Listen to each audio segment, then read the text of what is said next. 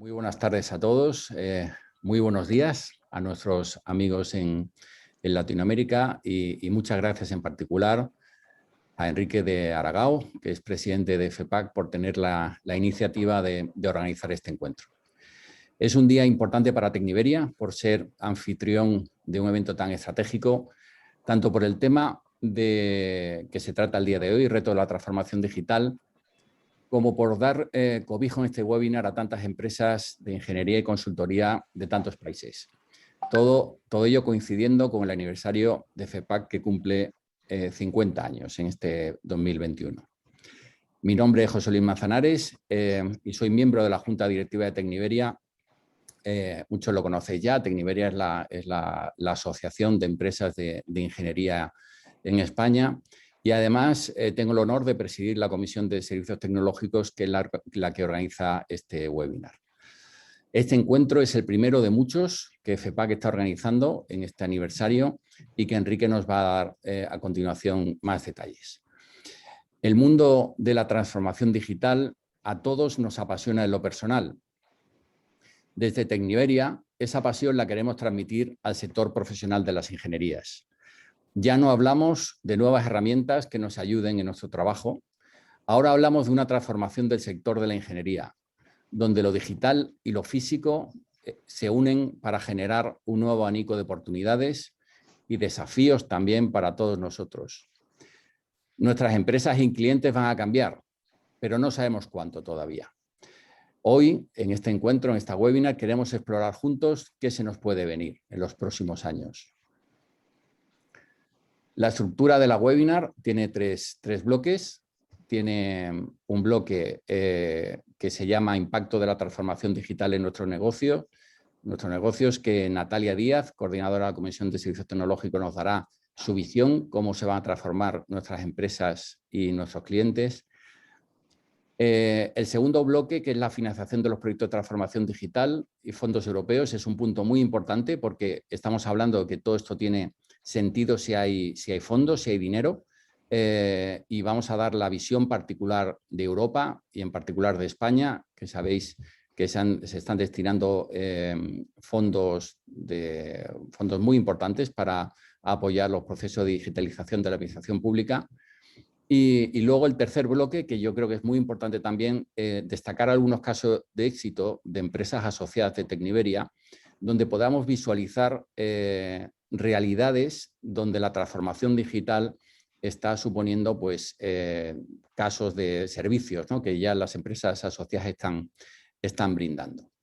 Bueno, sin más, tras esta breve presentación, le doy la palabra a Enrique de Aragao, como presidente de FEPAC, para que nos dé la bienvenida. Enrique, muchas gracias.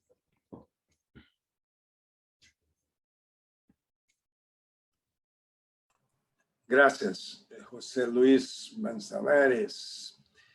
Antes de empezar, me gustaría registrar nuestra profunda tristeza por las tantas muertes que estamos viviendo en nuestra región y en el mundo con esta pandemia. Queridos ponentes y participantes, nos complace comenzar, como dice José Luis, las celebraciones del 50 aniversario de FEPAC. Este seminario web es el primero de una serie que vamos a promocionar para celebrar este momento tan significativo.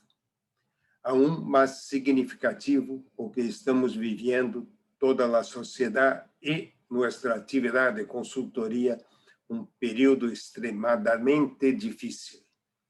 A pandemia, que assolou rápida e violentamente ao mundo, causou a necessidade de ajustes e soluções que afetaram nossa atividade. De uma maneira quase instantânea, passamos a um cenário digital de reuniões, execução de tarefas, desenvolvimento de projetos e obras. Podemos afirmar que as condições para acelerar os avanços tecnológicos ocorreram em uma multitude de novas tecnologias e processos que já estavam se levando a cabo nos obrigaram a enfrentarnos a importantes ajustes em la forma de trabalhar e, principalmente, a pensar todo o potencial que estas inovações nos traem. Há pouco mais de uma década me pediram que diera uma charla para um seminário de FEPAC em la encantadora Ciudad de México. Mais de centenar de estudantes de engenharia que estavam ao final do curso foram invitados a participar. Me propuseram motivar a estes jovens a seguir uma carreira em consultoria de engenharia. Sobre a base de estudos da época, apresentei dados que indicavam que um número significativo, quase a metade de profissões, desapareceriam e novas habilidades seriam a base para novas profissões e com impacto direto na maneira de processar a consultoria de engenharia. Apresentei provas de cambios, pero confieso que o que era futuro nesse momento resultou ser muito mais impressionante. Hoje está claro que o cenário para a atividade de consultoria ha cambiado profundamente. Hemos verificado uma visão do trabalho entre humanos, máquinas e algoritmos. Os novos desafios do Big Data, a nube, o Machine Learning, o doble digital, realidade virtual, já estão presentes. Podemos dizer que o século XXI está começando agora e não é ciência ficção, é realidade. O objetivo dos comitês de transformação digital implementados em las associações nacionais e em FEPAC é discutir uma pluralidade de experiências e, por lo tanto, dar a todos confiança ao uso de novos processos e ferramentas. Este seminário web, magnificamente preparado com Tecniveria, com participação de distinguidos ponentes, é momento mais para entender os verdadeiros retos que devemos enfrentar. Passo a palavra a José e a todos os ponentes para nos provocar a entender e nos preparar para tantas inovações. Muchas gracias, Enrique, por tus palabras. Clarísimamente, este es un tema que a todos nos ilusiona muchísimo. Y si os parece, vamos a empezar el primer bloque. Antes le paso ya la palabra a Araceli García, la secretaria general de Tecniveria, que nos va a dar las claves del funcionamiento de la webinar y que ella moderará a partir de ahora. Araceli. Muchas gracias, José Luis, y muchas gracias, Enrique, por tu intervención. Para la parte del coloquio, os quería decir que en la parte de abajo de la pantalla tenéis un icono que dice preguntas y respuestas. Ahí podéis realizar todas las preguntas que queráis a lo largo de todo el seminario. No esperéis a que sea solo en la parte del coloquio. Y ahí luego las iré proponiendo yo y nuestros ponentes nos las irán contestando. Bueno, pues sí, con esto, otra cosa que os quería pedir es que nosotros los españoles hablamos un poquito deprisa e intentaremos que los ponentes hablen un poquito más calmado para que todos nos entendáis. ¿Vale? Pues sin más, vamos a dar paso a la primera ponente, que es Natalia Díaz, que es coordinadora de la Comisión de Servicios Tecnológicos de Tecniveria y es responsable de innovación y vigilancia tecnológica profesional, con más de 20 años de experiencia en diferentes campos y sectores de la ingeniería. Destaca el desempeño en los últimos años como responsable corporativo de vigilancia tecnológica, innovación y gestión de conocimiento, que ha sido el motor de implantación de sus diferentes sistemas de gestión. Y sin más, Natalia, cuando quieras. Buenas tardes, buenos días a nuestros compañeros de la otra parte del mundo. Es un honor para mí estar en este seminario tan importante para FEPAC y para Tecniberia y daros mis puntos de vista sobre lo que implica este tema de la transformación digital para nuestras empresas. Desde la Comisión y desde Tecniberia nos gusta decir que la transformación digital no es una solución, sino un proceso. Es un viaje que acaba de comenzar. A mí me gusta ilustrar mis presentaciones con esta foto.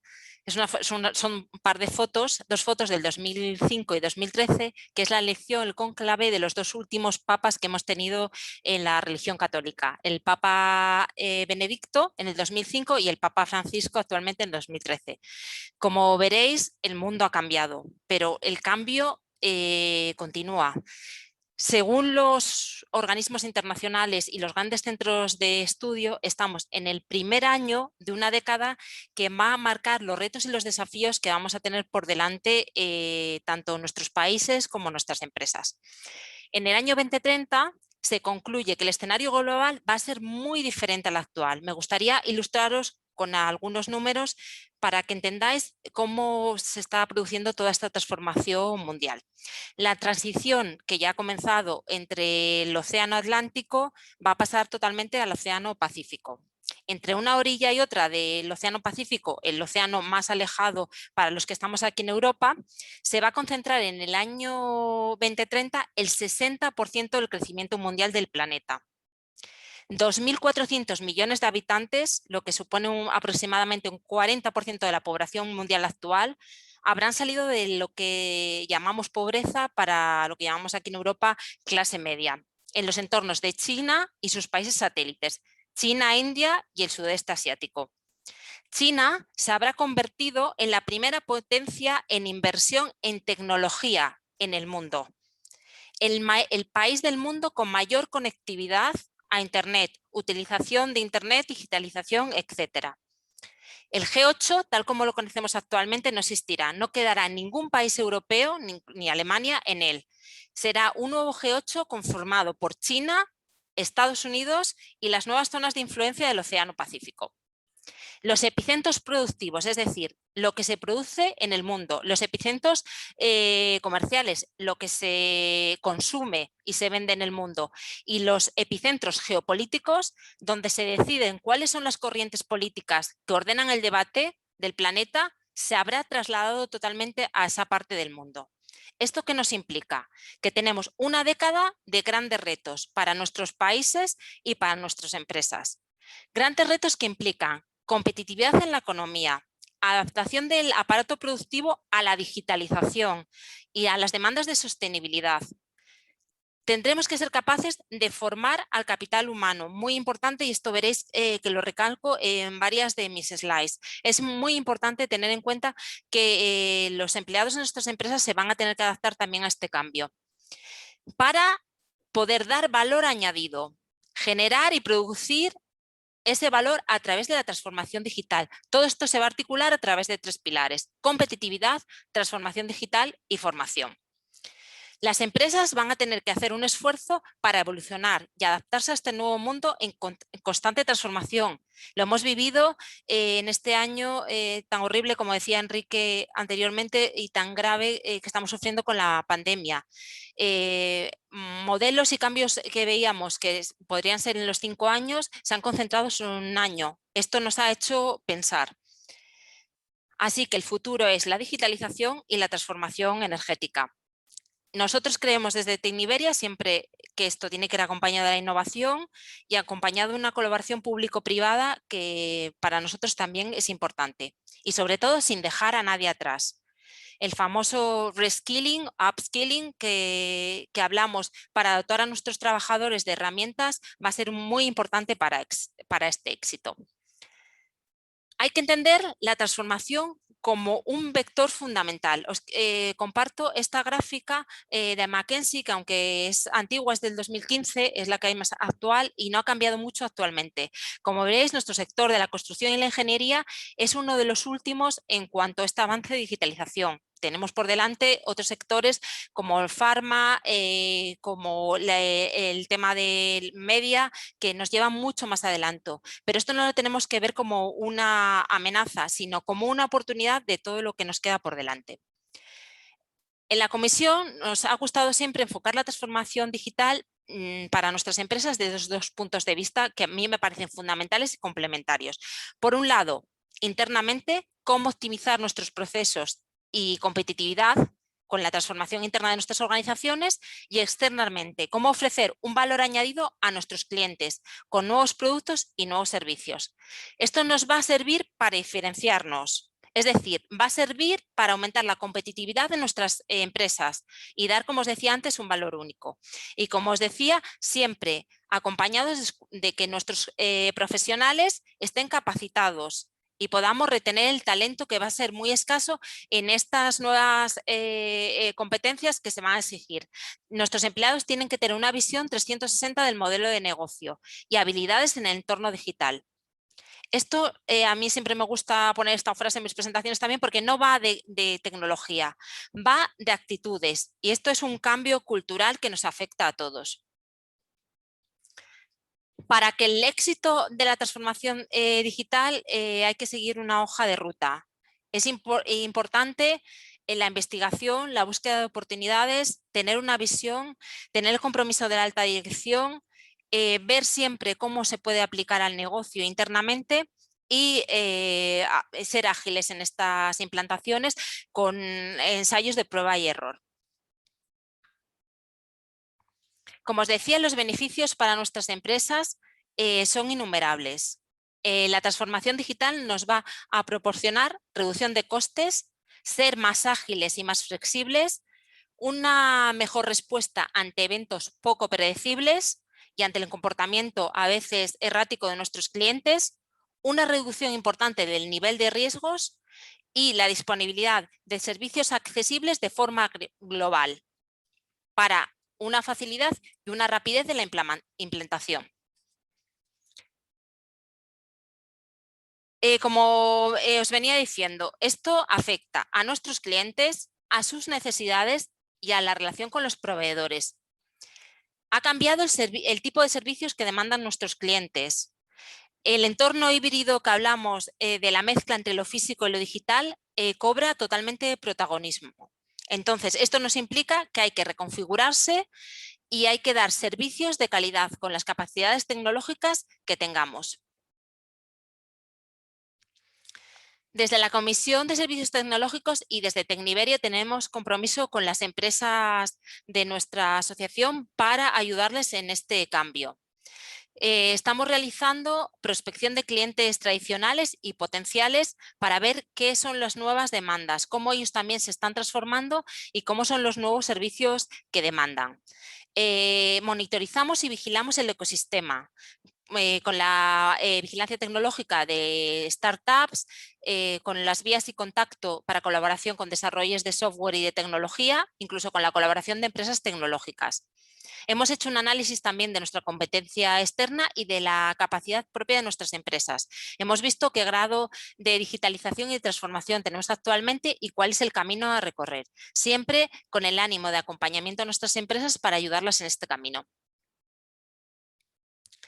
Como os decía, la hoja de ruta es a un corto plazo, es decir, cómo mejorar los productos y servicios actuales que tienen nuestras empresas, cómo mejorar los procesos productivos internos y cómo poder a través de la tecnología resolver los problemas inmediatos. En un medio plazo, cómo se pueden generar a través de la transformación tecnológica nuevos productos y servicios y cómo vamos a ser capaces de captar nuevos clientes. Para un largo plazo, hablar de nuevos modelos de negocio más disruptivos, cómo afecta la transformación digital a la capacitación de nuestros trabajadores y al posicionamiento de empresa y posicionamiento de marca. Muy importante en estos temas.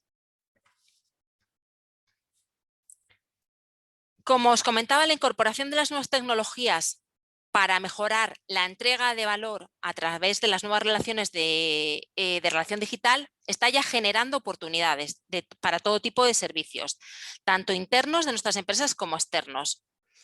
El reto es la implantación de una nueva cultura en el que el trabajo colaborativo y la filosofía Digital First sean los ejes primordiales. A mí me gusta hablar del efecto multiplicador de las tecnologías entre ellas.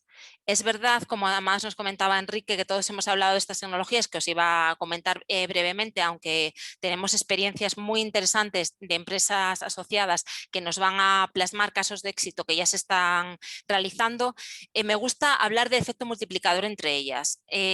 Aisladas son muy buenas, pero juntas dan una capacidad enorme. Los servicios de la nube, que ya conocemos todos, la capacitación que nos está dando. El uso de la inteligencia artificial, que permite detectar tendencias, constatar fenómenos o predecir comportamientos. Es una herramienta, la inteligencia artificial, que nos va a permitir tomar decisiones más sencillas, más rápidas y sobre todo más eficientes, donde los datos se convierten en un elemento de gran valor. En este caso, en empresas que trabajamos con movilidad y transporte, ya estamos utilizando la inteligencia artificial para disminuir el impacto ambiental, para optimizar el rendimiento de los vehículos, y nos están posicionando en cuanto a la conducción autónoma, que ya es una realidad que tenemos que tener todos presente. La generación de tecnologías y dispositivos móviles nos permite y nos ayuda a mejorar la eficiencia y reducir costes de nuestras empresas, y hacer que la experiencia del usuario sea mucho mejor. Los usuarios van a poder planificar sus viajes, van a poder gestionar y pagar cómodamente sus compras, y tanto agentes, empresas como usuarios se van a beneficiar del potencial del análisis del gran volumen de datos en tiempo real que se generan como consecuencia de todas estas transiciones. El Internet de las cosas, otro de estos vocablos que está tan de moda y que todos utilizamos, es de gran aplicación. La conectividad de las diferentes sensores y demás nos va a dar opción a abrir un abanico de todo el tema de Smart. Va a ser posible gracias a la aplicación del IoT. La interactuación de los clientes a través de las redes sociales, un tema que ya está. La economía colaborativa aporta ventajas de fidelización y posicionamiento de nuestros clientes. Blockchain, la tecnología de cadena de bloques, que va a permitir la colaboración, garantizando seguridad en las transacciones y un gran nivel de transparencia y mutabilidad. El uso de la realidad virtual y aumentada, creando entornos virtuales envolventes que permiten moverse con total libertad por una simulación interactiva. El teletrabajo físico a través de dispositivos ápticos y sistemas automatizados. La comercialización de productos y servicios sin necesidad de tener un entorno físico, ya es una realidad. Y su gran utilización para temas como educación, que estamos viendo con esta pandemia, y formación. La tecnología 5G constituye no solo el paradigma de las nuevas comunicaciones inalámbricas, sino el componente tecnológico esencial y digital para los países más avanzados en la próxima década. Con la tecnología 5G se nos va a permitir incrementar la capacidad para gestionar gran cantidad de conexiones inalámbricas, y todo esto sin dejar de lado la seguridad, muy importante. Temas de ciberseguridad para nosotros súper importantes. Sin más, no os quiero ya aburrir con más vocablos de estos de moda. Agradeceros vuestra asistencia y doy paso a Araceli para que dé paso al siguiente ponente. Un honor para mí estar aquí con vosotros. Muchísimas gracias por vuestra atención. Muchas gracias a ti, Natalia. Bueno, pues pasamos a la siguiente ponencia, que en este caso la voy a hacer yo. Os voy a hablar sobre la financiación de todos estos proyectos, o sea, cómo va a poder ser que se lleven a cabo y que se implante. Y en Europa esto se va a hacer en gran medida a través de unos fondos europeos. Como sabéis, nosotros pertenecemos a la Unión Europea y hacemos unas aportaciones anuales, y todos los años hay una parte de devolución de esas aportaciones que se hacen a los países miembros. En el caso de la situación tan complicada que estamos teniendo ahora por la pandemia, la Unión Europea lo que ha hecho ha creado unas nuevas líneas de financiación para los países para ayudarlas. ha emitido endeudamiento para crear unos fondos específicos para la pandemia. A ver, os comparto la pantalla. Un segundo. Aquí.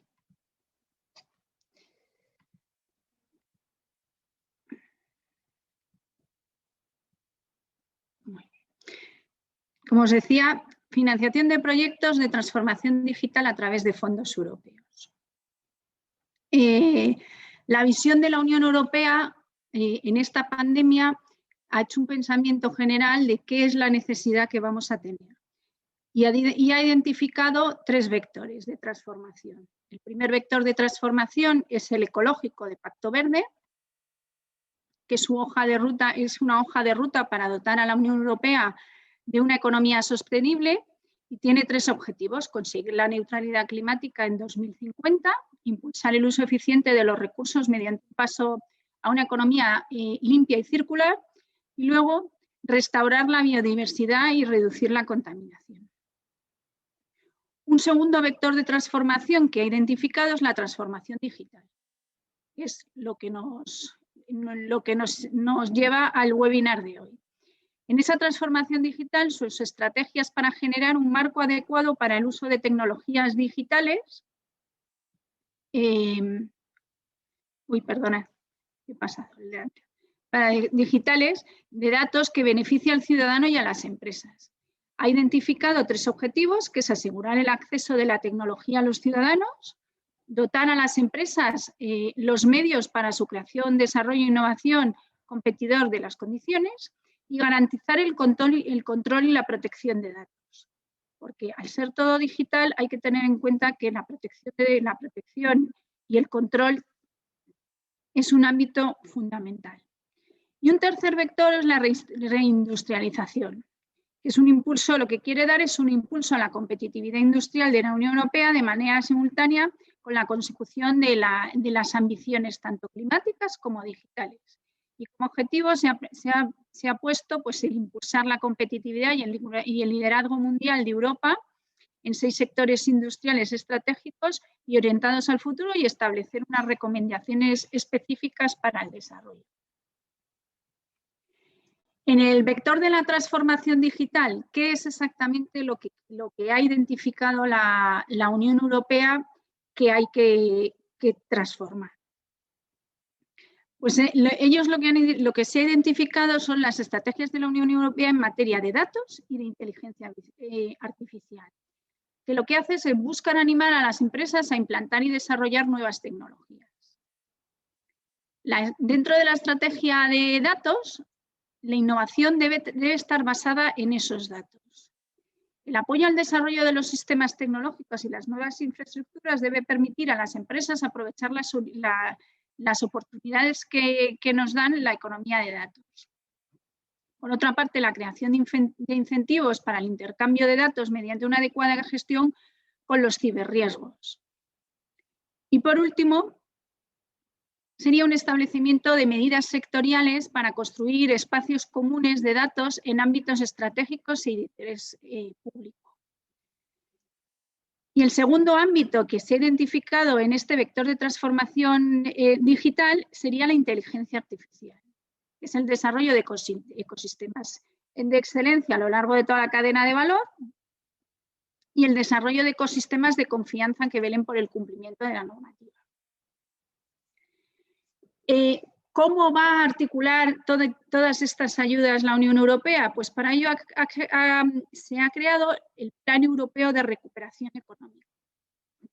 Dentro de este Plan Europeo de Recuperación Económica se ha creado un fondo específico de forma plurianual y único hasta la fecha por cuantía, que es el Fondo de Recuperación y Resiliencia, que se denomina Next Generation, y que tiene 750.000 millones de euros. Dentro de este fondo lo que se han generado son 4 instrumentos. El primero es el mecanismo de recuperación y resiliencia, que es el que más importe tiene y es el que va a financiar esta transformación digital. Luego se ha creado el fondo REACT-EU, que es unas ayudas a la recuperación para la cohesión, que irá más a comunidades autónomas, un fondo de transición justa y luego un programa de desarrollo rural. Como os decía, el que más nos va a financiar la transformación digital va a ser el mecanismo de recuperación y resiliencia. Esto implicará de esos 672.000 millones de euros que alrededor de unos 140.000 irán destinados a España mediante transferencias y préstamos. Y será para un periodo, como os he dicho, plurianual 2021-2026. Esto supone pues, un 11% del PIB español de 2019 y se basará en 3 pilares. El mecanismo, la adopción de instrumentos para apoyar los esfuerzos de los Estados miembros para que se recuperen, la adopción de medidas para impulsar la inversión privada y apoyar a las empresas en dificultades y el esfuerzo de los programas clave de la Unión Europea para extraer las enseñanzas de la crisis y que el mercado único sea más fuerte y resiliente y acelerar la doble transición, tanto la ecológica como la digital. ¿Qué ha hecho España cómo va a implementar España todos estos fondos que nos van a ayudar a transformar y a salir de la situación actual generada por la pandemia? Se ha creado un plan de recuperación y transformación y resiliencia de la economía española. España lo ha hecho, al igual que el resto de países miembros de la Unión Europea, y en abril de este año, o sea, ahora está todavía el plan sin terminar de aprobarse. Se está negociando todavía con Bruselas, con la Unión Europea, el contenido del plan, pero aún no está terminado de definir. El objetivo principal es que el 70% esté comprometido en estos 2 primeros años. Y cuando nos referimos a 2 primeros años, era la mitad de 2021, 2022 y la mitad de 2023. Y lo que se ha generado en este plan, se han identificado 4 ejes transversales y 10 políticas palanca y 30 líneas de acción. En los 4 ejes transversales, volvemos a ver que uno de ellos es el fundamental y que nos ocupa hoy, de la transformación digital, y también estaría la transición ecológica, la igualdad de género y la cohesión social y territorial. Si vamos un poco de las 10 políticas palanca, cómo están distribuidas en porcentajes, pues ahí en el dibujo lo podéis ver. Educación más o menos se dedicará al 17%, a ciencia e innovación un 16%, a industria y pyme un 17%, a administración pública un 5%, a transición energética un 9%, a agenda urbana un 16%, a infraestructuras un 12%, al sistema fiscal pues no llega al 1% y a cultura y deporte pues también el 1%. Hay que tener en cuenta que la transformación digital se va a encontrar en todos estos ámbitos, porque es una cosa transversal.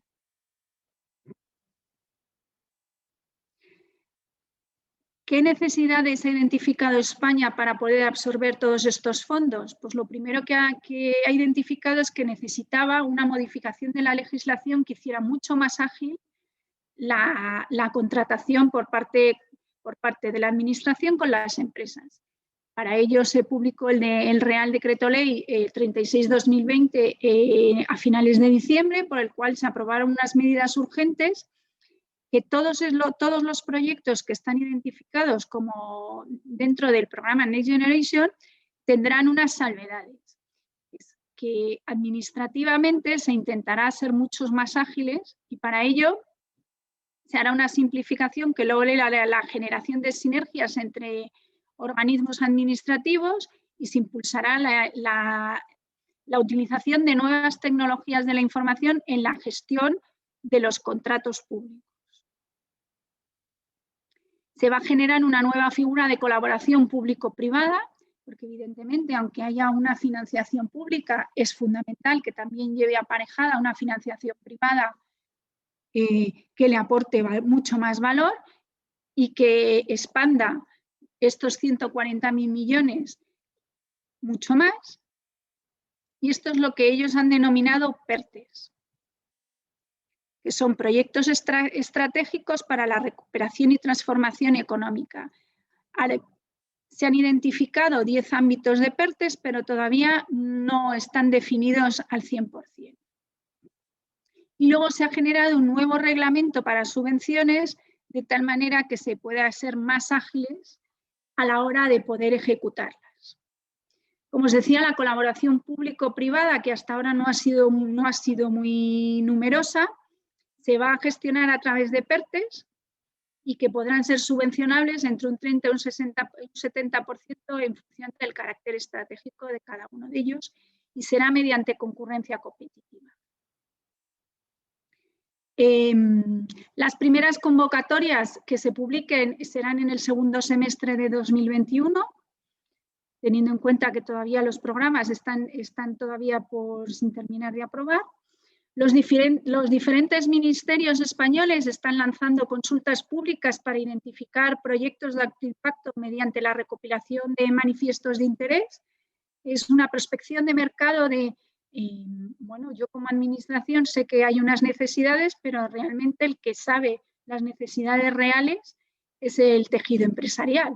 Y le está preguntando al tejido empresarial, dime qué identificas tú de necesidades. Hasta la fecha se han lanzado 19 manifiestos de interés. Eso no significa que no se puedan hacer más consultas al mercado. Y entre estos os he puesto aquí los más interesantes en transformación digital, que sería, por ejemplo, las manifestaciones de interés, un programa de apoyo para un transporte sostenible y digital. Cómo la transformación digital va a ayudar a un transporte que sea más sostenible.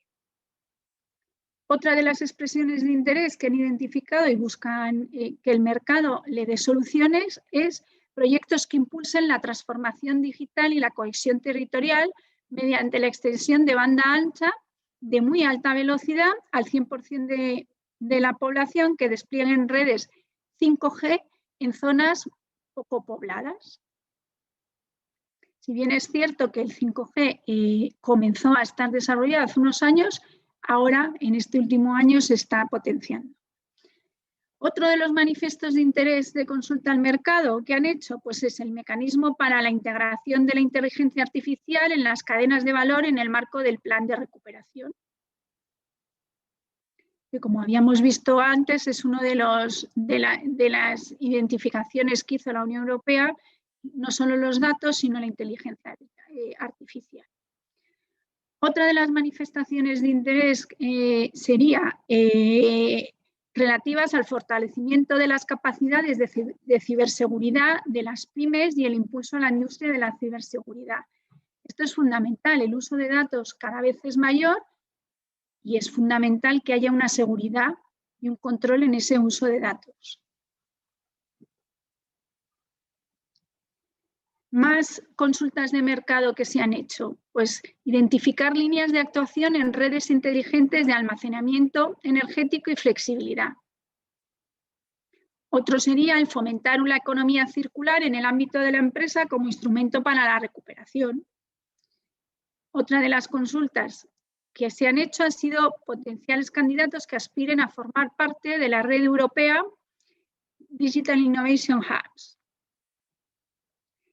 Y otra sería, por ejemplo, la movilidad sostenible, la movilidad eléctrica en el marco del plan de recuperación y, por último, la digitalización de la pyme y los autónomos.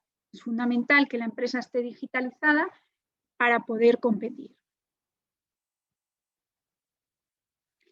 ¿Cómo se van a implementar todos estos fondos? Pues inicialmente lo que va a haber es un cambio de paradigma. Cuando digo cambio de paradigma me refiero a que hasta la fecha se hacía mediante, no se hacía mediante hitos, sino que se realizaba un proyecto, se presentaban facturas, se contrastaban y el expediente ya estaba completo y finalizado. En este caso se va a hacer de forma un tanto diferente. Primero se va a hacer una liberación de un 13% de los fondos en septiembre. No es que los fondos están disponibles, pero no son ejecutables hasta que se vaya viendo hitos de resultados. No se van a abonar los fondos mediante presentación de facturas, sino lo que se va a hacer es que se van a abonar por hitos y objetivos definidos. Cuando dicen hitos y objetivos definidos es que cuando se han presentado los proyectos tienen que estar bien definidos, porque será en base a esas ratios y a esas cifras que se les ha identificado antes de comenzar a lo que a nosotros nos van a medir. Y cada 6 meses se irán haciendo una revisión de esos hitos. ¿Vale? Y luego, otra de las particularidades es que, bueno, aunque como toda institución pública, ponerse en marcha ha costado trabajo, eso no significa que todos aquellos proyectos que ya se venían haciendo con los parámetros que hemos dicho de los 3 ejes verticales desde que comenzó la pandemia en marzo de 2020, pues todos ellos podrán ser también susceptibles de cofinanciación. Desde la asociación nos hemos reunido con varias secretarías de Estado y en el Ministerio de Transportes, en el Ministerio de Transición Ecológica, con quien lleva los ferrocarriles españoles de alta velocidad, que es ADIF, con la Dirección General de Carreteras, con distintos representantes de la Administración, un poco para que nos contaran cómo van a capilarizar todas esas ayudas hacia las empresas. Nos han identificado que no da tiempo a generar una estructura estatal nueva específica para estos fondos, que lo que se va a hacer es una licitación de forma tradicional, como hasta la fecha, mediante la Ley de Contratos del Estado, que es la que ampara los contratos públicos. Han identificado que evidentemente la Administración Central gestionará una parte de esos fondos, pero es necesario que las comunidades autónomas y los entes locales, o sea, los municipios, también ayuden a gestionar esos fondos. Inicialmente se ha planteado que sea un 54% la Administración Central y un 40% las comunidades autónomas y un 6% los entes locales, pero estas cifras pueden variar porque todavía no lo tienen definido. Y luego, dentro de los diferentes ministerios españoles, hay 3 que serán los que mayor contratación harán, que será el Ministerio de Transportes, el Ministerio de Transición Ecológica y el Ministerio de Turismo. Y hasta aquí mi presentación de cómo se van a capilarizar todas estas ayudas que van a hacer que las empresas puedan hacer la transformación digital de los sectores. Pues vamos a pasar al siguiente ponente, que en este caso será, a ver un segundo, que en este caso serán los casos de éxito. Comenzaremos por el sector de la movilidad, que, perdonad, pero no tengo aquí apuntado quién va a hablar de él. Araceli, soy Cristina. Sí. Vale, sí, perfecto. Es que tenía aquí delante el programa y no figuraban los nombres. Muy bien, pues venga.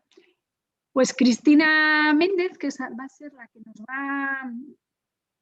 la siguiente ponente, es ingeniero de caminos, canales y puertos, máster en liderazgo en ingeniería civil y cuenta con más de 13 años de experiencia en el diseño y ejecución de proyectos de infraestructuras de transporte y experta en el desarrollo e implantación de modelos de explotación de autopista. Pues cuando quieras, Cristina.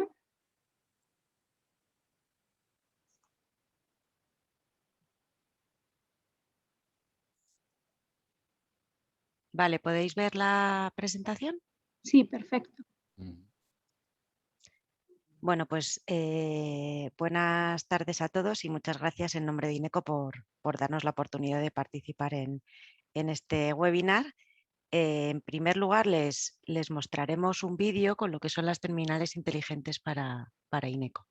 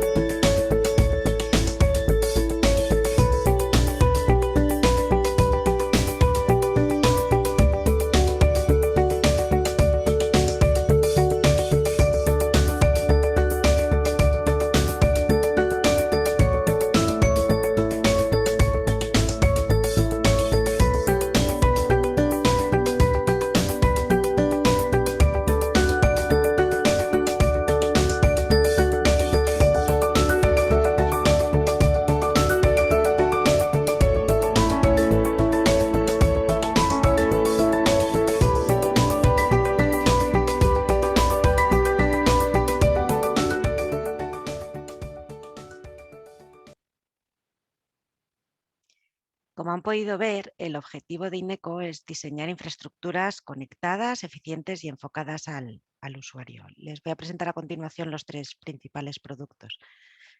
Smart Accessibility, a través de tecnologías que permiten diseñar nuevas soluciones para interactuar con el usuario, el objetivo de Ineco es hacer las infraestructuras más accesibles. Uno de los aspectos en los que estamos más comprometidos es con la mejora tanto de la autonomía como de la accesibilidad.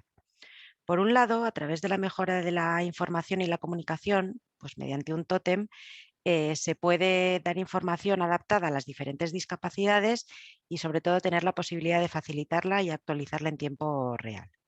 Y por otro lado, facilitando el acceso del usuario al tren desde el andén de forma autónoma, mediante un gap filler en el borde del andén resolviendo el hueco horizontal, mediante la propuesta de la actuación en un coche con adaptación a piso bajo o con una rampa extensible que permita adaptar el desnivel a un máximo de 5 centímetros y también identificando la parada en andén del coche accesible.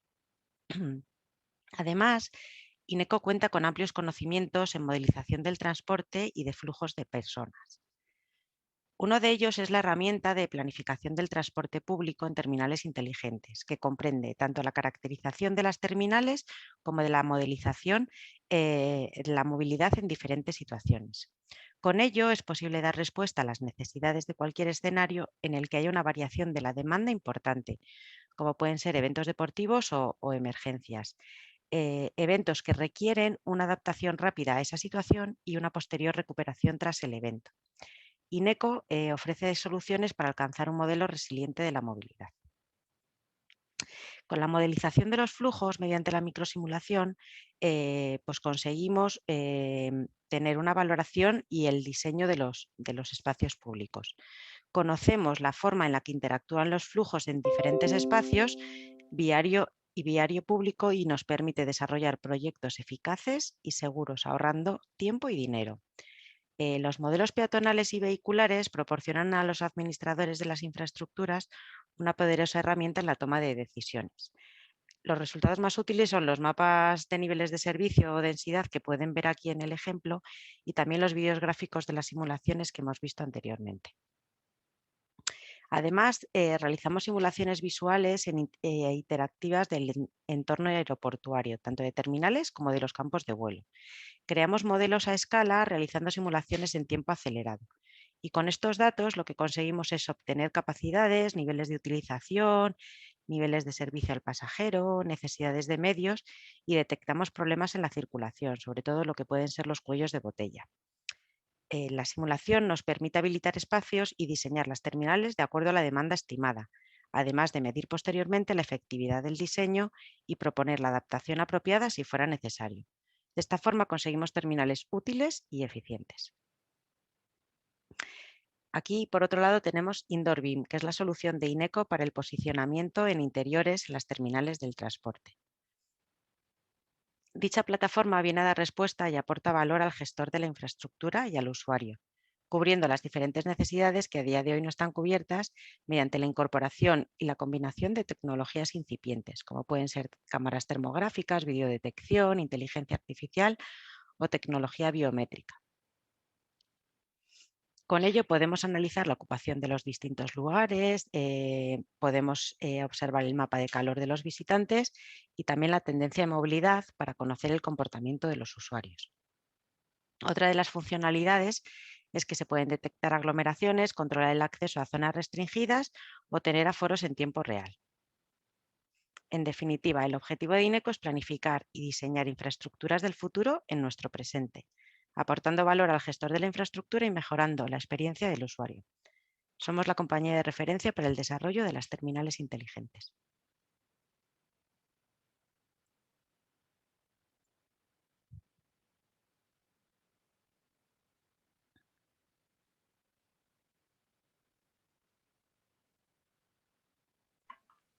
Gracias. Sí, gracias, Cristina. Sí, Muchas gracias, Cristina. Bien, vamos a pasar al segundo caso de éxito, que en este caso es el sector de las infraestructuras, y nos lo va a presentar José Manuel Ruiz Fornés. Estamos viendo todavía el de Cristina. Si dejas de compartir. A ver. Eso es, y así puede compartir José Manuel. Muy buenas tardes y muy buenos días, sobre todo a todos los que nos escuchan y nos ven desde el continente americano, desde el nuevo continente. Arranco cuando me digas, Araceli, si no quieres. Sí, Bueno, yo, como os decía, os traslado los buenos días y las buenas tardes. Y quería trasladarlos, como no puede ser de otra forma, que desde BAC es un privilegio poder participar en este evento y aprovechar para felicitar muy especial y muy colorosamente a FECAP, a FEPAC por su 50 aniversario. Les trasladamos muchos ánimos para ver si todos conseguimos trasladar la pandemia que nos inunda a otro planeta y salir y poder disfrutar de este nuevo mundo que gracias a la catarsis que estamos sufriendo, estoy convencido que vamos a disfrutar con mucha más capacidad y con mucha más alegría y muchas más ganas. En cualquier caso, esperamos y deseamos desde BAC tener posibilidad de reverdecer visitas. Yo particularmente he colaborado en contratos y proyectos en diversos países de América y bueno, pues con muchas ganas de volver. Trataré, como nos pedía Enrique, de hablar despacito, aunque realmente es muy complicado porque hablar de una herramienta como la que yo os voy a hablar 5 minutos es algo bueno, pues que requiere unas dotes de contención que probablemente yo no sea capaz de daros. Pero en cualquier caso, quedará abierto a cualquier consulta o iniciativa. No estamos viendo, José Manuel, la presentación todavía. Muy bien, pues voy a por ella. Un momentito. A ver, ahí va. Ahí la lanzo. Perfecto. Bueno, pues entre los distintos desarrollos que BAC implementa y utiliza ya a día de hoy en el desarrollo de sus servicios, sus proyectos, sus obras, sus laboratorios, tenemos la herramienta RailCheck, que bueno, es una herramienta muy concreta y muy sencillita, pero con un gran potencial y con unas capacidades todavía ilimitadas, ¿no? Es una herramienta web parametrizable que sirve para gestión digital de infraestructuras. Digamos que lo que nos permite es utilizar la conexión 4G y la nube para gestionar inventarios e inspecciones de infraestructuras de una forma ágil, rápida. Y por lo tanto es un importantísimo motor de transformación digital.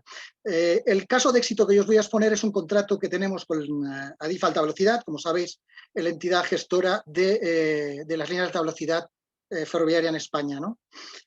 Bueno, pues el contrato consistía en la supervisión de las principales líneas ahora mismo en funcionamiento, inspección y proyecto de reparación de una serie de elementos de la plataforma o de la infraestructura ferroviaria, como son pantallas acústicas, pantallas de protección de aves, detectores de caída de objetos y protecciones antivandálicas. Bueno, pues este contrato suponía, como veis aquí, la inspección de un total de 3.118 kilómetros de línea y la supervisión de 1.716 elementos, lineales, además de diversas longitudes y diseminados por todo el territorio nacional, lo cual ha sido un reto importante. Esto era una inspección o un contrato previsto para 6 meses y bueno, gracias a la participación simultánea de 6 equipos de trabajo y a la propia herramienta que os voy a presentar, pues la hemos podido desarrollar con gran éxito en un plazo final de 3 meses, aun a pesar de las necesidades específicas de la supervisión dentro de plataforma, de la disponibilidad de vía, quiero decir, de acceso a vía, mediante pilotos de ADIF y bueno, pues adecuándonos al tráfico ferroviario, ¿no? Bueno, aquí veis un poco el desarrollo de las inspecciones. Pues llegamos en el mes de máxima intensidad a hacer casi 1000 inspecciones, casi 800, bueno, casi 700 inspecciones, ¿no? Entre esos 6 equipos. ¿Qué nos ha facilitado la herramienta RailCheck? Bueno, pues la herramienta RailCheck, como veis aquí en su sencillo y ágil panel lateral, pues tiene un módulo de gestión de recursos humanos, un módulo de configuración de los trabajos, un módulo de informes y un módulo de inspecciones. ¿Qué nos ha permitido? Pues una gestión de usuarios y permisos muy ágil, dado que bueno, podíamos dar de alta y poner en conexión con la herramienta a personas diferentes de distintas organizaciones, con distintos roles y por lo tanto distintos niveles de acceso a información. Una parte muy importante ha sido la parametrización de los datos, dado que estamos hablando de inspecciones pues, y de 6 equipos de inspección, con varios inspectores en cada equipo. La parametrización de los elementos y de los daños potenciales y los niveles de daño ha sido tremendamente particular, pero el objeto fundamental ha sido potenciar y posibilitar una ágil y rápida toma de datos in situ mediante dispositivos móviles, teléfonos o tabletas, sin ningún tipo de aplicación instalada. Y eso sí, tratando de aprovechar la conexión 4G allá donde se pudiera dar para un almacenamiento en nube en tiempo real de todas las inspecciones y los datos recopilados. Esto nos ha permitido el análisis y la gestión que ha llevado y nos está permitiendo ahora el desarrollo de los proyectos y, bueno, pues con posterioridad el acceso universal a web de los datos desde cualquier ubicación o situación, la explotación de esos datos y, un punto muy importante, la generación de alertas cuando los inspectores se encontraban con situaciones de infraestructuras en malas condiciones. Por último, estos datos no se tienen y se usan y ya está, sino que quedan depositados en un repositorio que permite su análisis y su puesta en contexto más adelante. En cuanto a la gestión de equipos, pues 2 o 3 pantallazos. Simplemente, pues lo que ya os he dicho, hemos gestionado equipos, roles y permisos, trazabilidad de acciones absoluta, porque cualquier inspector dado alta en el sistema aparecía inmediatamente en la aplicación, con lo cual hemos podido medir rendimientos, hemos podido ver bueno, pues toda la actividad y la situación de cada equipo de trabajo en cada momento. Evidentemente tenemos también la posibilidad con los mapas interactivos de tener una ayuda a la planificación diaria, incluso en función del momento en el que se acaba una inspección, planificar las siguientes visitas en puntos diseminados, como os decía antes, y bueno, la difusión inmediata de esa información capturada. Por otra parte, mientras los inspectores estaban en campo, nuestros supervisores en gabinete podían acceder inmediatamente y han podido acceder a las inspecciones realizadas para supervisar esas inspecciones e incluso revisarlas por si en tiempo real fuera necesario detectar o especificar o revisar algún punto concreto, con lo cual nos hemos evitado pues visitas adicionales a obra, ¿no? ¿Qué más os puedo decir? Configuración. Bueno, pues aquí tenéis el menú de configuración donde hemos podido incorporar las distintas bases de mantenimiento de ADIF, los distintos ejes, las líneas. Digamos que hacemos una parametrización completa de los equipos, de su estado, de la tipología de daños, de la tipología de gravedades. Aquí hemos llegado, incluso el inspector ha llegado incluso a plantear soluciones y mediciones. Quiero decir que de cara a los proyectos, pues nuestros inspectores han venido ya con unas mediciones de las reparaciones prácticamente preformados, ¿no? Para la redacción de proyectos, es decir, que en este caso ADIF, que ha sido nuestro cliente, tenía una conceptualización rápida, en caso de haberla requerido, de los costes en los que había que incurrir para reparación de los daños. Os pongo unas pantallas, porque yo creo que esto lo mejor es verlo. La interfaz hemos intentado que fuera muy usable. Gran parte del éxito, como os comentaré un poquito más adelante, es la aceptación por parte de los inspectores y de los propios usuarios en cuanto a la interfaz.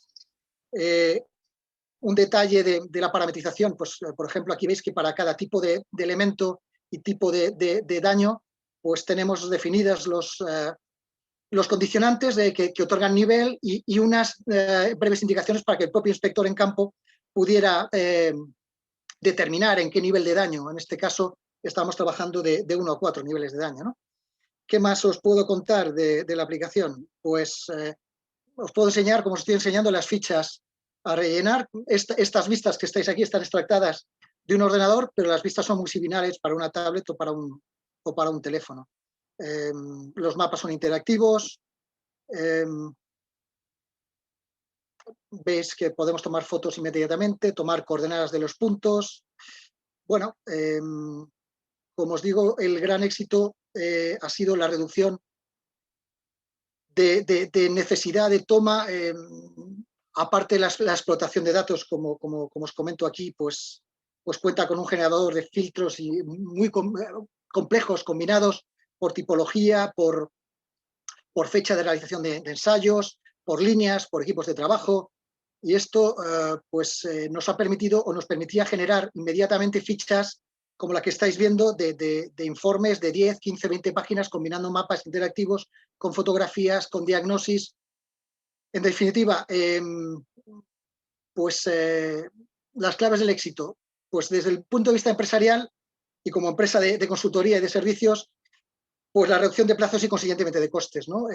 Agilizar la toma de datos, la interactuación con los inspectores, evitar repetición y visitas, la generación inmediata de fichas de informe, incluso para el cliente.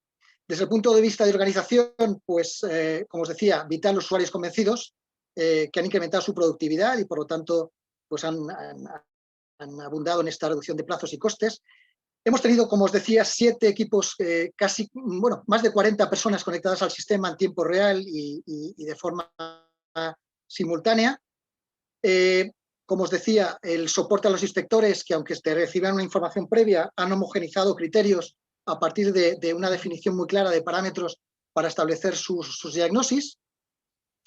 Por supuesto, toda la generación de captura de datos directamente a la nube con la información asegurada y compartida en tiempo real, con un acceso inmediato a través de un navegador web.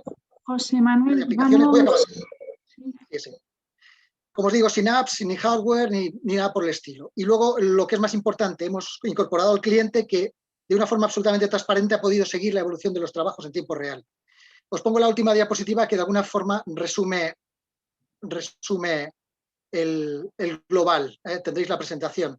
Pero bajo un objetivo de papel cero, tenemos una herramienta que ha parametrizado, ha tomado datos, ha digitalizado, fechado, georreferenciado, almacenado, resguardado, en fin, cubierto todo el ciclo de necesidades de inspección y mantenimiento para un organismo o ente gestor de infraestructuras. Y nada más, acabo así de rápido. Y lo dicho, muchísimas gracias y a su disposición para cualquier tipo de aclaración adicional. Muchas gracias, José Manuel. Vamos a dar la palabra al siguiente ponente de caso de éxito, que es Jorge Elbert. En este caso nos hablará de los sectores del agua y saneamiento, una herramienta inteligente para predecir cambios en el consumo de agua, el caso de estudio durante la crisis del COVID. Jorge es ingeniero civil, al igual que lo era José Manuel, nuestro anterior ponente, y está especializado en recursos hídricos y en consultoría internacional durante más de 20 años con experiencia en desarrollo de negocio digital. Y sin más, Jorge, cuando quieras, nos compartes. Gracias. Comparto la pantalla. Eso es. ¿La veis bien correctamente? Sí. Pues Sí, gracias Araceli, gracias a Tecniberia y a FEPAC y felicidades por el aniversario. Y os voy a comentar, como dijo Araceli, una herramienta inteligente para predecir cambios de agua y otras cuantas cosas más, un caso de estudio. Yo soy director de la empresa Watener, que pertenece a Inclam y al grupo Inclam y a Eurecat. Y básicamente el caso de estudio que les voy a comentar hoy se desarrolló en Stadtwerke Karlsruhe, es una ciudad de Alemania, bueno, la abastecedora de agua de la ciudad de Karlsruhe en Alemania, que tiene más de 400.000 habitantes, donde trabajamos desde hace unos cuantos años y hemos implementado la plataforma inteligente Watener, y uno de los casos que queríamos destacar hoy concretamente es lo que ocurrió con nuestro sistema de predicción de la demanda para predecir los cambios del COVID. Concretamente, lo que ocurrió evidentemente con las consecuencias de la primera ola en Europa, de la primera ola de COVID, fue el confinamiento, las restricciones. Concretamente en Alemania fue el 17 de marzo, en el estado donde se encuentra Karlsruhe, con el cierre de escuelas, de actividades no esenciales, el aumento del teletrabajo y, por supuesto, los cambios de hábito y, por supuesto, los cambios que eso genera como consecuencia en el consumo de agua. A partir de aquí diríamos que esos cambios se deben a diversos factores de influencia, tanto en el consumo como en la demanda. Los primeros que se nos ocurren habitualmente son los meteorológicos, la temperatura, la precipitación, la humedad. A mayor temperatura se va a haber más consumo.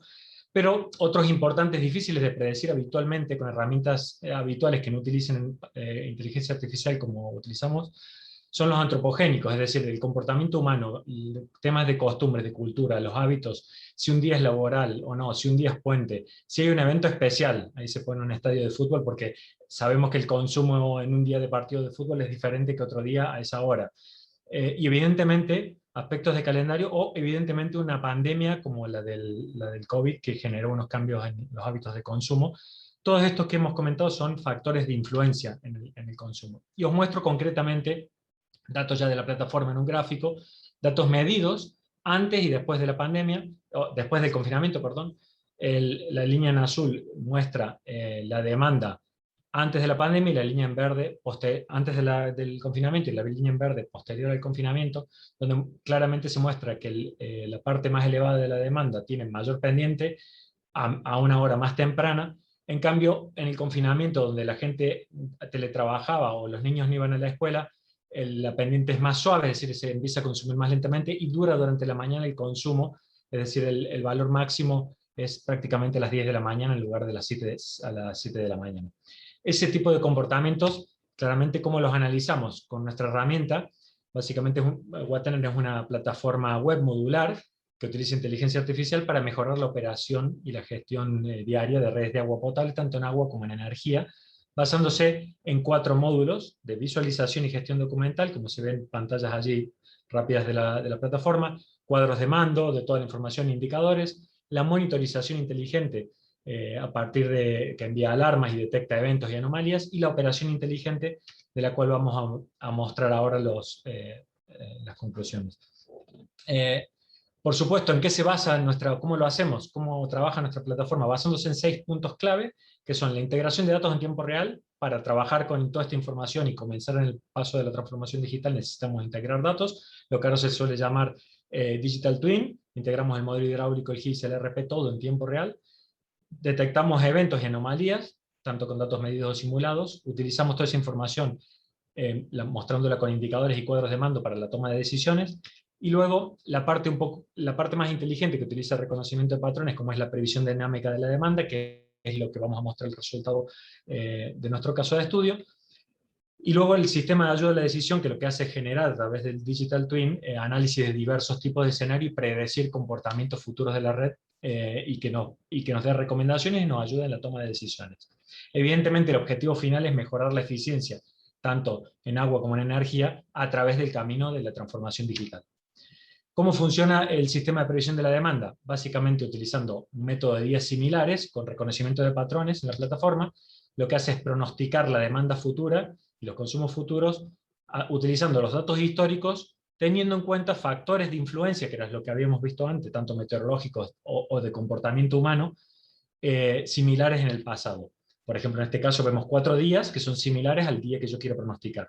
La herramienta luego los clasifica por grado de similitud, luego les asigna un peso y una influencia de cada uno de esos factores de influencia, por ejemplo, la cercanía en el tiempo, y finalmente compone una previsión futura de la demanda, como se observa en el gráfico de abajo a la derecha, donde se observa 4 días en color verde, que son los del pasado, que ha encontrado automáticamente el sistema por patrones, y la predicción, que es la que está en color azul. De esa forma, yendo a los resultados de este caso puntual que analizamos durante el confinamiento, este es el caso antes del confinamiento, es el consumo durante un día, en color lleno, digamos, en azul lleno, en sombra, el dato medido, y en línea de puntos la previsión de nuestro sistema que había dado. Se ve cómo ajustan perfectamente. Esto fue el 10 de marzo. El día exacto del confinamiento se observa que hay un desajuste, como mostramos, nuestro sistema preveía que se iba a comportar de una forma con una pendiente y un máximo consumo de las 7 de la mañana. Fruto del confinamiento que no estaba previsto, evidentemente ocurrió que la demanda fue diferente, y una semana más tarde, como el sistema ya solo automáticamente se reajusta a una pendiente diferente, y pongo primer reajuste porque el primer reajuste es con la forma del consumo, y en un segundo reajuste va a ajustar el volumen total de la demanda de tal forma que predice con muy buena exactitud la demanda. Como conclusiones, para no extenderme, básicamente dentro de todas estas herramientas y conjunto de herramientas que tiene Watener, la que queríamos destacar era el sistema de predicción de la demanda con la adaptación rápida a nuevos patrones de consumo, que pueden ser cambios de temperatura, precipitación en pocos días, por ejemplo una ola de calor, cambios del comportamiento, como se ha visto en el confinamiento, cambios demográficos o de uso, por ejemplo, si en una zona se instala una industria, claramente el consumo cambia y podemos optimizar la forma de operar la red conociendo previamente esos consumos. Luego, por supuesto, cambios de reparaciones o eventos especiales. El segundo punto importante es la adaptación automática, es decir, no requiere que alguien esté introduciendo datos, sino que se adapta solo, y que los resultados son muy precisos. Tenemos algunos artículos, algunos papers de menos del 2%. Y finalmente, para acabar, lo más clave es traducirlo a resultados económicos o mejora, una mejora en la eficiencia de la red, y concretamente en el caso de Alemania se llegó a ahorrar casi un 10%, un 7 y pico por ciento de energía solamente por utilizar la plataforma. Y cualquiera que quiera conocer más de la plataforma o quiera información, os dejo mi correo y la página web, y allí se ve una imagen de la plataforma en una tablet. Muchas gracias a Tecniveria y a todos, y quedo atento a sus preguntas. Muchas gracias, Jorge. Pues vamos a pasar con el último sector, que será el transporte, y que nos van a hablar del sistema de pago integrado mediante el uso de tecnología en el transporte. Para ello, Héctor. Araceli, disculpa, soy Vicente. Estaba enmarcado en el sector de agua. Ah, perdona, Vicente. Pues continúas tú con el sector del agua. En la gestión avanzada de pozos, sí. Correcto. Eso es. Os he incluido a los dos en una, os he hecho un pack sin querer. No hay problema. Bueno, pues os digo que Vicente es ingeniero informático y que tras una trayectoria de más de 10 años en Aquatec, una empresa perteneciente al grupo Suez España, ahora dirige la unidad de Smart Water de referencia a nivel nacional e internacional en la ejecución de proyectos de telecontrol, automatización y sistemas de apoyo a la decisión para el ciclo integral del agua. Cuando quieras, Vicente. Muy bien. Vale, pues buenas tardes, buenos días también a nuestros compañeros de FPAC. Nada, agradeceros estos 5 minutos que yo creo que pueden ser interesantes y bueno, aportar nuestro granito de arena a este concepto, ¿no?, de la transformación digital a todos los efectos.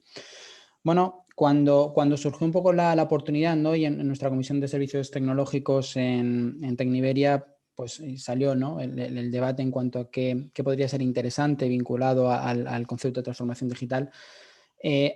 A mí se me ocurrió dentro, ¿no?, de lo que es Suez España y dentro de Aquatec concretamente, ¿no?, la unidad o la empresa, ¿no?, dentro del grupo que se encarga un poco de todo ese sistema o todo lo que podríamos llamar sistemas de apoyo a la decisión, automatización, digitalización, pues precisamente el cómo aunar algo a lo que ha hecho referencia Natalia, ¿no?, respecto a cómo se va a entender o se debe entender actualmente, ya no es el futuro, sino la realidad, lo físico con lo virtual o lo digital, ¿no?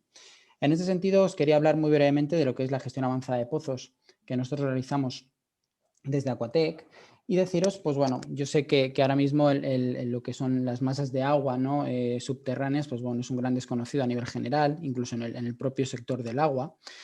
Simplemente un breve repaso muy rápido, pues actualmente lo que tenemos es un acuífero, ¿no? Un acuífero al final no deja de ser una masa de agua subterránea de más o menos envergadura, donde pues hay una serie de pozos, se hace una serie de perforaciones, ¿vale? Que es lo que tenéis a la derecha, donde pues se hacen esos sondeos y entonces pues bueno, se puede extraer agua, ¿no? Se puede extraer pues un volumen de agua pues bueno, mientras el acuífero está operativo. Ese agua, ¿no? Se transfiere a través de unas conducciones, de unas tuberías a las plantas de tratamiento, porque tienen que pasar, ¿no? Lógicamente los tratamientos correspondientes, y por último llega al usuario final. Hago un poco este recordatorio que puede ser muy trivial, pero bueno, a veces el concepto acuífero, pozo, pues no se termina de tener claro.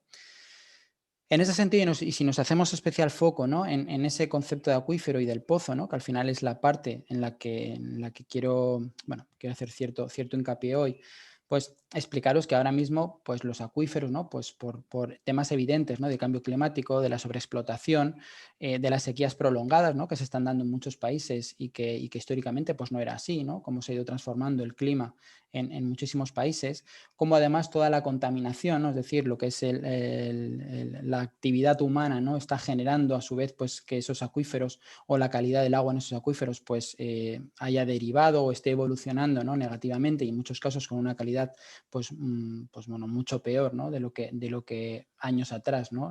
Venía produciendo, con lo cual todo esto al final termina afectando de alguna manera a ese acuífero. Y si nos centramos en la parte de lo que podría ser un pozo, pensamos que en un acuífero puede haber multitud de pozos, lógicamente, en función del tamaño de ese acuífero, pues un pozo además requiere, ¿no? Habitualmente de una serie de mantenimientos, porque al final, bueno, pues las bombas encargadas de extraer ese agua del acuífero, o en este caso del pozo, bueno, pues van produciendo, van sufriendo una pérdida de rendimiento porque están trabajando fuera del punto de la propia bomba, se van colmatando de mucho tipo de corrosión, de bueno, diferentes elementos, ¿no? Que hay en el propio agua, y eso al final lo que genera es, entre otras muchas cosas, pues bueno, ese déficit de calidad y por otro lado también un incremento que es, digamos, el impacto más relevante, un incremento del consumo energético, ¿no? Porque al final necesitas, para sacar la misma cantidad de agua o de metros cúbicos, requieres de más energía porque la bomba requiere trabajar más tiempo para sacar la misma cantidad de agua, está trabajando forzada o en unos niveles superiores porque no está en el punto adecuado, etcétera, etcétera, ¿no? Entonces, pues bueno, entiendo que de alguna forma resumo, ¿no? Pues ese posible impacto, ¿no? de esa situación actual derivado de esa actividad, pues como os decía, humana y climatológica, y a la vez pues la parte más mecánica vinculada a los pozos, ¿no? El cómo la situación requiere de una atención, ¿no? Os diría que ahora mismo dentro de Suez España, ¿no? O de Aquatec, como os estaba comentando, os diría que este concepto de gestión avanzada tiene como 4 grandes pasos, ¿no? O 4 grandes bloques.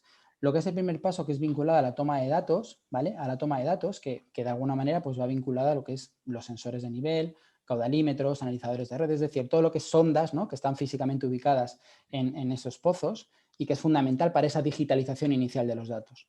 Un segundo punto, una segunda fase, que sería la propia monitorización, ¿no? Es decir, cómo esa información se transfiere a una plataforma, empezamos a levantar indicadores, cuadros de mando, etcétera, que lo que va a permitir es pasar a la tercera fase, que es ese análisis por expertos, lógicamente, por expertos hidrogeólogos, para, bueno, a partir de ahí identificar cuáles son los pasos que hay que dar, cuáles son las actuaciones que hay que dar sobre esos pozos, qué tipo de recomendaciones, qué tipo de operación, etcétera, etcétera, ¿no? Y por último pasaríamos pues ya al paso efectivo, al cuarto punto, que es el de la operación, es decir, cómo ejecutar lo que hemos identificado, ¿no? En las fases previas, ¿no? Y aquí quería hacer especial hincapié y un poco como foco, ¿no? De la reunión de hoy, pues a esos 2 primeros pasos, ¿no? Es decir, lo que es la parte de instrumentación, lo que es la parte de software, lo que es la parte de, bueno, pues de alguna manera la parte que es, podríamos considerar digitalización de esos datos, ¿no? Que es al fin de cuentas lo que nos va a dar información para a partir de ahí unificar, ¿no? Con la gente, con los expertos, que esto no hay que olvidar, ¿no? Al final los ingenieros tienen que seguir existiendo, pero no es lo mismo tomar decisiones sin tener información o teniendo datos y sin información, ¿no? Que es un poco lo que perseguimos un poco con este concepto. Y simplemente por ir acabando, quería hacer especial foco en dos casos de éxito, pues de los múltiples que podía elegir, pero bueno, he considerado que un poco, sabiendo que íbamos bueno, pues a reunirnos con todos vosotros, ¿no? Nuestros compañeros y compañeras de FEPAC, consideraba que era interesante poner algún ejemplo del ámbito sudamericano. Os diría, bueno, por un tema de confidencialidad no os puedo decir los clientes, pero es cierto que en el caso de Chile pues era un acuífero con 12 pozos y simplemente, fijaros, ¿no? Tras este tipo de actuación hemos conseguido unas mejoras energéticas, unos ahorros energéticos de más del 11%, una producción a metros cúbicos superior, un incremento de la producción en casi un 23% y una reducción del OPEX vinculado a averías, ¿no? de más de un 32%. Esto al final en valor absoluto, pues bueno, como veis abajo, ¿no? Se traduce en unos 14.000 euros aproximadamente de OPEX o ahorro del OPEX de la explotación de un pozo, que repercutía en este caso al cliente en unos 175.000 euros anuales en total en el cómputo global de estos 12 pozos, ¿no? Al final, de alguna manera, podéis visualizar, ¿no? que la inversión en digitalización en este caso tiene una captura de ahorros casi directa y el payback que se genera es un payback pues súper corto, ¿no? Que al final es lo que hace que en muchos casos esa inversión en digitalización no se vea como una inversión, sino como una captura de ahorros en un corto espacio de tiempo, ¿no? En un corto plazo. Yo os diría que aquí, por ejemplo, en el caso del ejemplo de Chile que os estoy poniendo, el payback de las diferentes inversiones que se tuvieron que realizar para instrumentalizar, digamos, implantar el software y demás, pues bueno, al final el payback ha estado en 2 años, 2 años y medio aproximadamente. O sea que quiero deciros que son cifras yo creo que muy atractivas. Y un segundo ejemplo por acabar, un ejemplo en este caso de un campo de pozos, en este caso 21 en Perú, ¿vale? Donde, pues bueno, fijaros el ratio energético, que el ahorro en consumo energético estuvo por encima del 15%, alrededor del 15%, y en este caso las averías se redujeron alrededor del 45%, o gastos o costes derivados de OPEX en averías por encima del 45%. Aquí en este caso no se ha puesto el incremento de producción porque en este caso en concreto... Vicente, vamos terminando que se nos ha echado el tiempo encima. Sí, vale, pues acabo ya. Bueno, pues simplemente las cifras que tenéis abajo. 6.300 euros por pozo en ahorro en OPEX y 132.000 en valor absoluto total. Y ya está, ya he acabado. Muchísimas gracias y a vuestra disposición. Muchas gracias, Vicente. Vamos a pasar con la siguiente ponencia, que en este caso es referente al sector de transporte, sobre el sistema de pago integrado mediante el uso de tecnología, que nos la va a hacer Corazzini. Estamos como 15 minutos retrasados, entonces a ver si nos podemos adherir estas últimas ponencias, ¿no? al horario. Trato de hacerlo en menos Más 15 cortitas. minutos. ¿Me oís, verdad? Sí. ¿No me oís? Sí, sí, te oímos Perdona. perfectamente, vale. Héctor. Vale, pues comparto rápidamente. 5 minutos cada uno, por favor, Héctor. Tú y Alicia, que sois los que quedáis.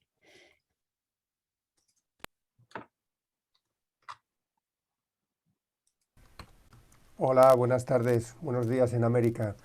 Mi nombre es Héctor Corazzini, soy director técnico de Tequia. Tequia empezó en el 98.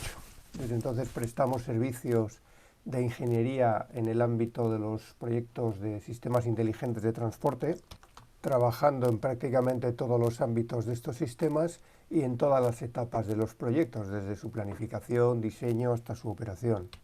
Trabajamos en Latinoamérica, donde tenemos 3 sedes, y en España, pero tenemos proyectos en todo el mundo.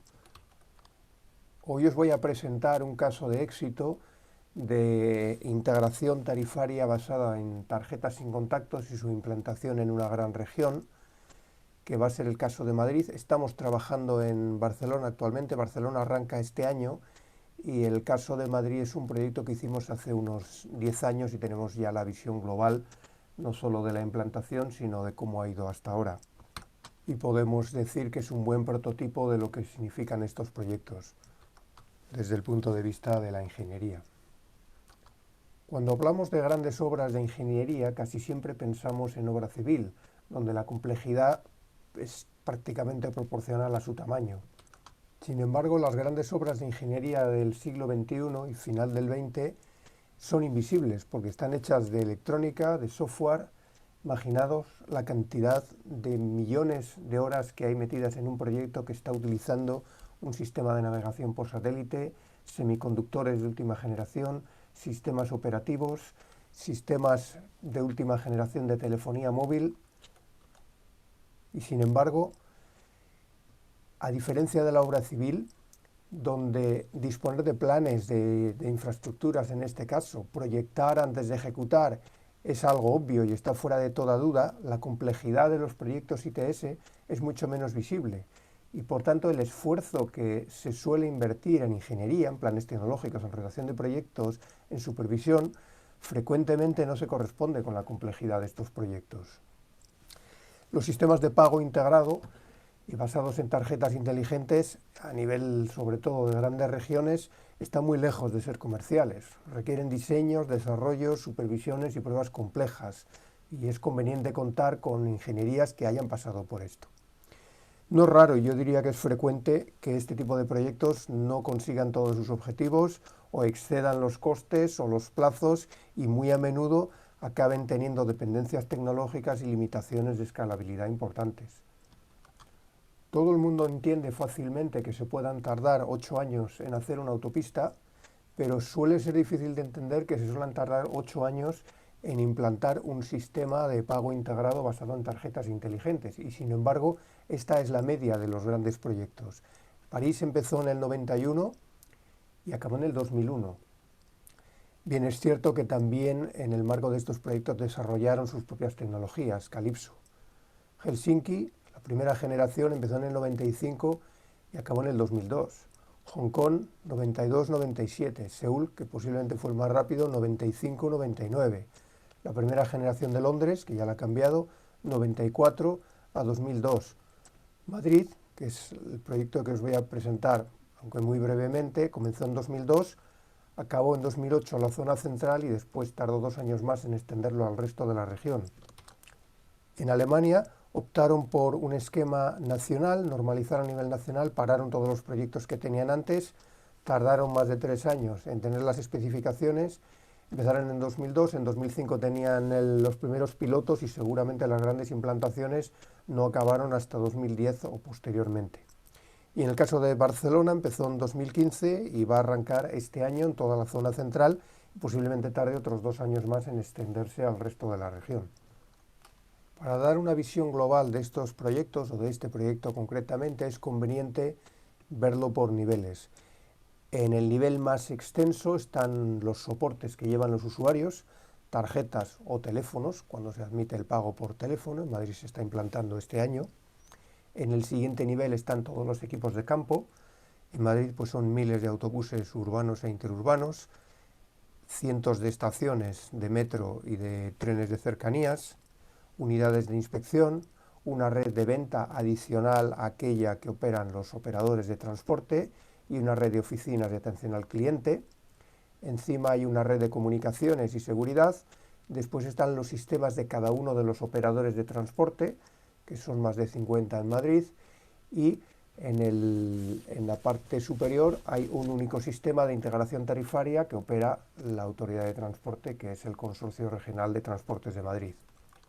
Desde el punto de vista de los trabajos de ingeniería que realizó Tequia en este proyecto, vemos 4 fases. La primera, de hecho, empezó antes de 2002, antes de empezar el proyecto. Fueron los primeros estudios en un momento en que no había muchas tecnologías para elegir, o al menos muchas tecnologías seguras.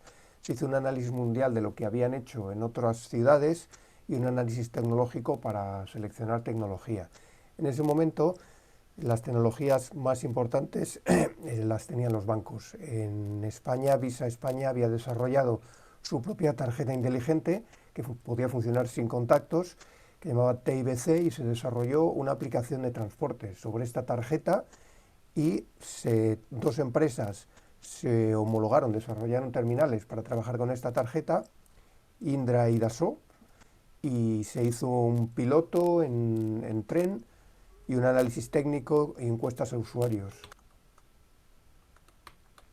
El piloto fue bien, pero sucedieron 2 cosas Un minutillo más. Su finalización. Una, que la tarjeta, el chip en el que estaba basada la tarjeta seleccionada, lo discontinuó, era un chip de Motorola que vendió toda su división, y que a la vez Philips, NXP ahora, sacó una nueva generación de tarjetas, Desfire, que fue la tecnología que finalmente se seleccionó. Entonces, en una siguiente fase se desarrollaron todos los procesos operativos, es decir, cómo tienen que trabajar cada uno de los tipos de terminales con las tarjetas, para personalizar, para validar, para cargar y recargar las tarjetas, para inspeccionar. Se diseñó un modelo de datos en las tarjetas para poder llevar a cabo esos procesos. Se diseñó la seguridad que tenía que haber detrás de todo esto, basado en módulos centrales HSM y los módulos SAM que van en los lectores. Se especificó todo aquello que era necesario para poder tener un sistema multiproveedor. Y esto implicaba normalizar los registros de las transacciones, que tenían que venir igual de todos los proveedores, los datos de configuración y, por supuesto, los procesos operativos de los lectores con las tarjetas. Y se hizo un análisis del impacto que todo esto tenía en los propios sistemas del Consorcio Regional de Transportes de Madrid, que era un impacto, como os podéis imaginar, importante. Con toda esta información se comenzó la redacción del proyecto, que se dividió en proyectos específicos y un proyecto común a todos los proyectos específicos. El proyecto común implica todo aquello que está relacionado con la interacción con la tarjeta. Es decir, la tarjeta es única y por tanto todos los sistemas a la hora de recargarla o a la hora de validarla o inspeccionarla, sean de quien sean, tienen que trabajar de la misma forma. Los proyectos específicos son por operador: Metro, MT, Renfe Cercanías y autobuses interurbanos, que son 30 y casi 40 operadores. Además, un proyecto específico es la red de comercialización y la adaptación de los propios sistemas informáticos del consorcio. En primer lugar, se desarrolló el proyecto común y las especificaciones. Araceli, si quieres cortamos aquí. Os he contado lo esencial del proyecto. Muy bien, muchas gracias, Héctor, porque la verdad que se nos ha ido echando el tiempo poco a poco y nos queda todavía un último ponente. Os voy mientras se va conectando en el sector de la energía, Alicia Arce, y nos va poniendo ya su presentación, os diré que si no os importa dejaremos el coloquio y si tenéis cualquier pregunta, como os vamos a hacer llegar las presentaciones, se las podéis hacer directamente a los ponentes.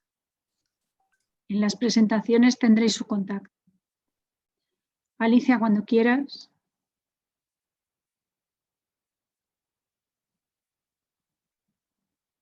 No te oímos.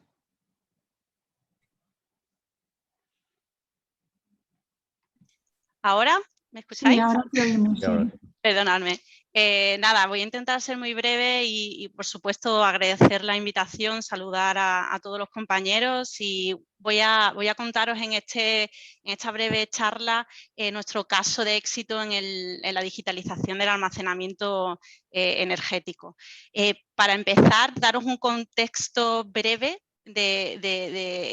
en qué punto estamos en el negocio, ¿no? en el almacenamiento energético. Bueno, pues se están produciendo actualmente varios fenómenos. Uno de ellos, que es evidente, es el despliegue de energías renovables tanto en plantas de gran volumen como también de forma distribuida en las redes eléctricas. Esto está siendo un reto bastante grande desde el punto de vista de la gestión de las operaciones de las redes eléctricas, que tienen que gestionar la desviación entre el consumo y la generación, introduciendo además toda la intermitencia y la incertidumbre de estos nuevos actores, ¿no? que ya tienen una porción importante en el mercado.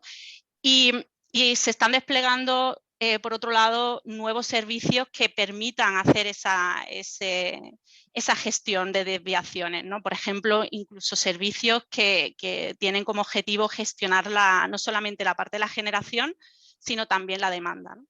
Entonces, en todo este ecosistema, el almacenamiento energético es un activo que tiene una importancia relevante, ¿no? Lo que pasa que actualmente también es verdad que la infraestructura todavía tiene un alto coste de inversión, ¿no? El despliegue de almacenamiento en gran escala y también de forma distribuida tiene un coste de inversión alto.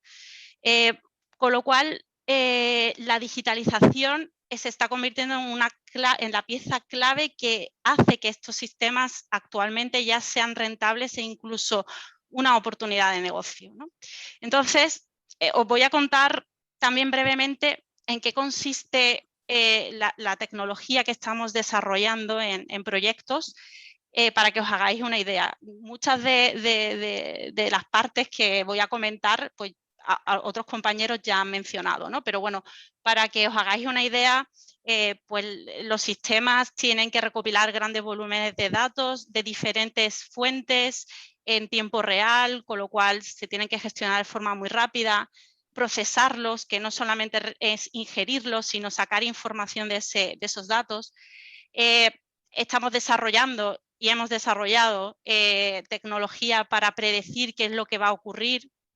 Pues con algoritmos de inteligencia artificial predecimos la generación de plantas fotovoltaicas, predecimos cuáles van a ser los precios en estos nuevos servicios que os comentaba.